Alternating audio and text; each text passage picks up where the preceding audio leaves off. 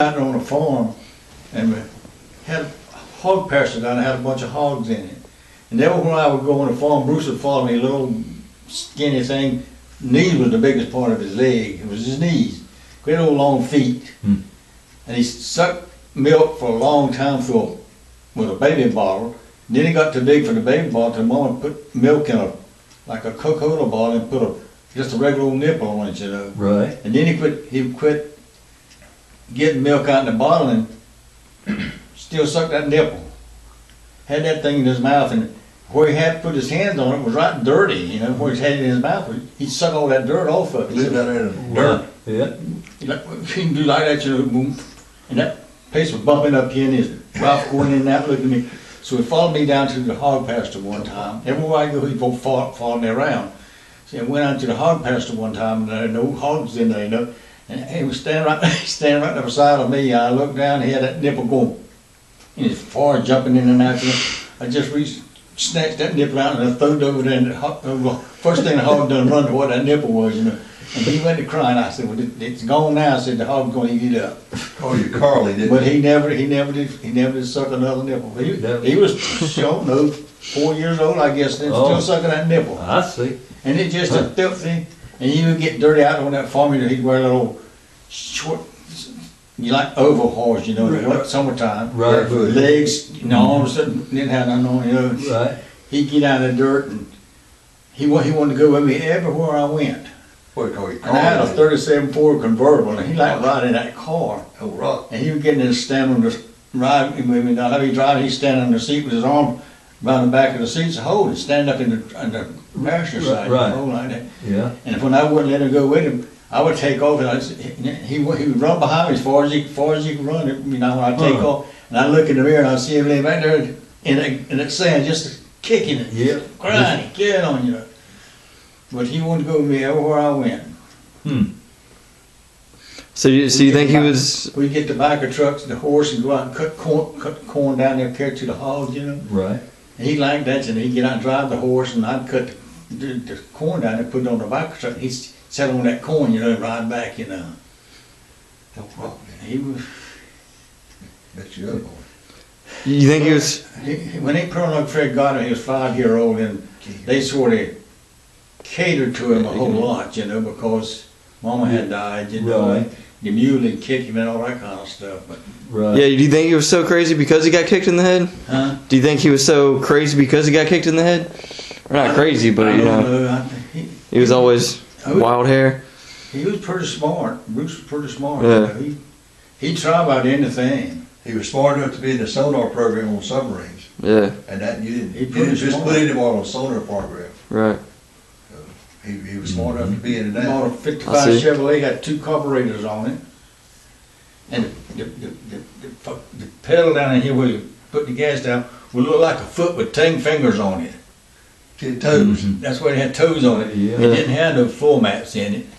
He drove that thing Uncle Fred one day. We heard it coming down the road, boom, boom, boom, boom, boom, boom. Come down there, and he drove it all the way to Carolina, him and Vi. And I don't know how much gas it took to go down there.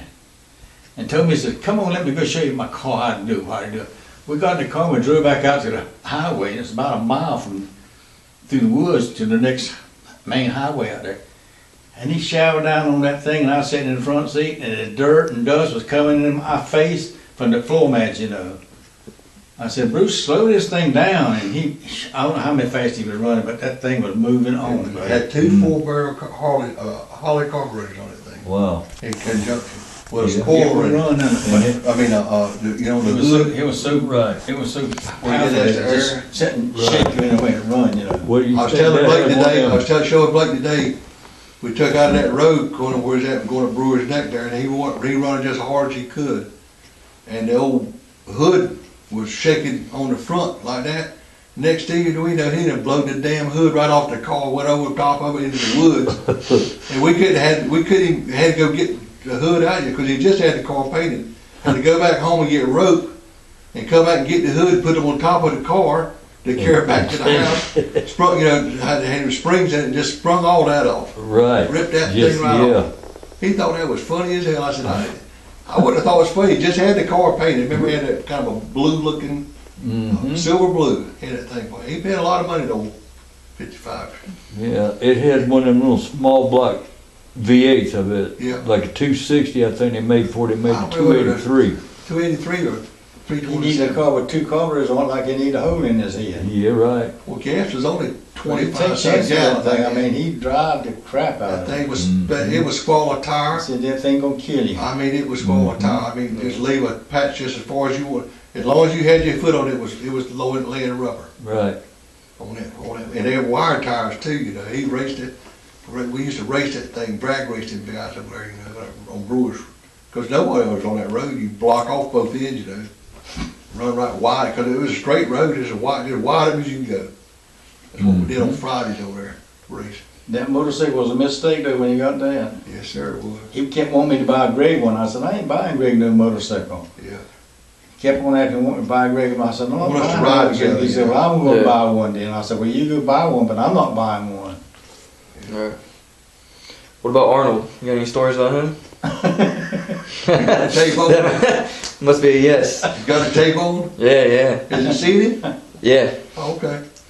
There's a man This is down there both of you guys. right close where we at. He just bought Don't shake, you can't. You, just yeah, you can rock it. Okay. It doesn't matter. I didn't know if it would put he you just down. bought a brand new car, and he come over. We didn't know we didn't know who he was. His name was Wright Smith. He was drinking, you know, and he said, "I said, what's your name?" He said, W-R-I-G-H-T, Wright Smith.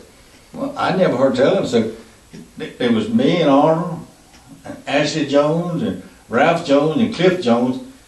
Went to Kinston. He said, let's go to Kinston and get some beer and stuff. So we all piled in this car and went to Kinston. We didn't know him. Mm-hmm. And we was going out towards Greenville for some reason or other. I don't know why it was. And up at the top of the hill, there was a service station up there. We got service station about 12 o'clock. The man was closing up. Mm-hmm. We all got a bunch of beer and carried with us. And we hadn't got a mile down the road to run out of gas. Mm. And that was the only store was open, you know. The man had already closed and gone home. So we had to sit outside that road all that night. And, you know, and Mm. Ralph Jones and Arnold got to arguing, and Arnold had a knife. And him and Ralph Jones was always, could cut you. He cut his brother all over the face, had little scars all over his brother's They face. call marking them. And Arnold needed Put your mark on knife. So Arnold got his knife out and stabbed him right in the back Mm. with his knife back there. And boy, I mean, the blood come all out. He had overalls on. The blood come all out through his shirt, you know. Mm. And Arnold had stabbed him, you know. But we had to wait till the next morning to get some gas to get back home, you know. Right. They said he pulled a knife on you in an instant. Huh. Your granddad said he pulled a He knife. fight. Arnold fight too, you know. Maybe that's why he had been in Georgia. He might have been a wanted man. You know?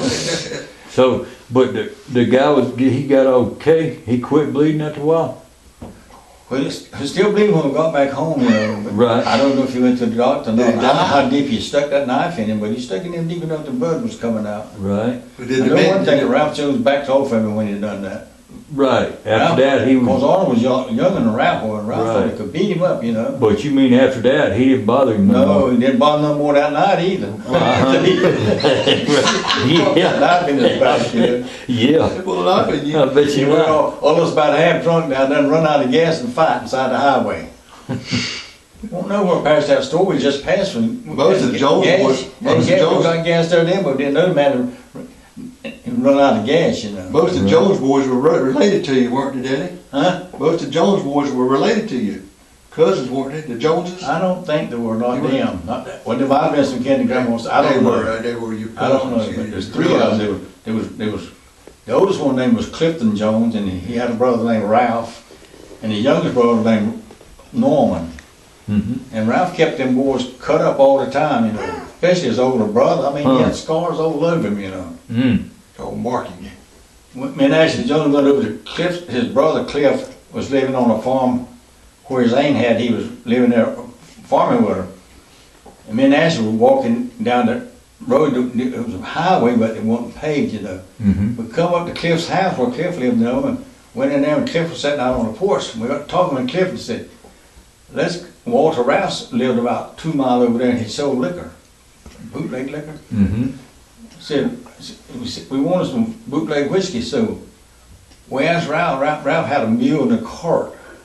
I mean, not Ralph, but Cliff. And so we didn't have no money to buy the liquor with, so how we gonna get the liquor? And his aunt was furnishing the hay and stuff for her mule, you know. So we went out to the track house and got bales of hay out there, put it in the car, and we was going over to buy the liquor with the bales of hay. And on the way to get the liquor, Ashley Jones, he said, I'm gonna set the bale of hay on fire. In the car? Set the bale of hay on fire in the cart, you know. So kept the damn hay's on fire, and he get back there and put it out, you know, and start off again, and Ashley set it on fire. We were doing stuff like that all the time. Tell a story about you told that today, but we were leaving, tell a story about setting the truck on fire, 'cause the truck that he's talking about, I got that old truck. I told him about that, didn't I? What did it? Me and Arnold set the truck on fire. Daddy beat our crap, and no time we'd gone up there and busted Grandpa Sutton lights out of his old Model T. He had a 2-seater Model T up there underneath the barn shelter. I never saw Grandpa Sutton drive a car. And we were still crying going towards Grandma Sutton. They lived about maybe far from here, not quite far from here today. Tell him about the fire, 'cause he didn't hear about the fire. I've told him about that. But Not on the tape, you did. oh, you got to. Yeah, just say it again. Yeah, tell the story from the start. When we lived in the first house I remember we lived in was a log house, and Daddy was renting this land from a man that had a farm right beside my granddaddy's farm. And they had I guess a black walnut tree about that big around in the front yard outside the road out there. And Mom and Daddy were across the road, the cart path, chopping tobacco. And the road was about maybe a quarter of a mile long. And they get down to the other end, you know, they couldn't see what we was doing, so he told us to stay underneath that black walnut tree in the shade, you know, it was hot, you know. And when they got out the other end of the tobacco field, we decided to go to the house, because they always kept oranges and apples and stuff in the trunk, and kept it locked. And you could smell them, but you couldn't get in the trunk. We couldn't get in the trunk, we could smell them, but they had them locked in the trunk, so we wouldn't eat all the stuff up, you know. And Arnold says, let's go see what they got in that trunk. I said, okay. We went to the house and raised the thing up on the trunk, and it wasn't locked. It had a tray in the top of it. Well, you used to buy matches, it was in a box about that big. You remember them? Right, yeah. They called them country matches, had big stems on them. Right. And we looked down the bottom for oranges and apples, there wasn't none in there, so we decided, Arnold decided he was gonna set the trunk on fire. We struck the matches and set the whole box of matches on fire. And it was all blazing up, so he slammed the lid down and run out and told Mom and Daddy that the house was on fire. And they come running up there and went in there and swore there was smoke all over the house, and we got in there and they wondered what happened. We hadn't done nothing. We just saw the smoke in the house and fire, and we told them to fire them. So they said, yeah, I know that, yeah, that's true. So he went and got them some big old switches, what we call. Yeah.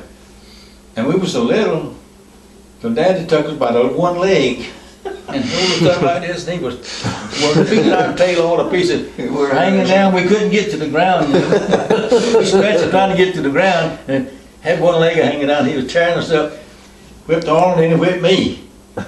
You get out there and you stare underneath that walnut tree. Don't you leave it. If you do, I'm gonna get you again. Okay. And we still snot coming out of our nose and nasty all over us and that sort of thing. And when they got down to the other end of the field, we decided to go to Grandpa Sutton's house. We were still mad right on.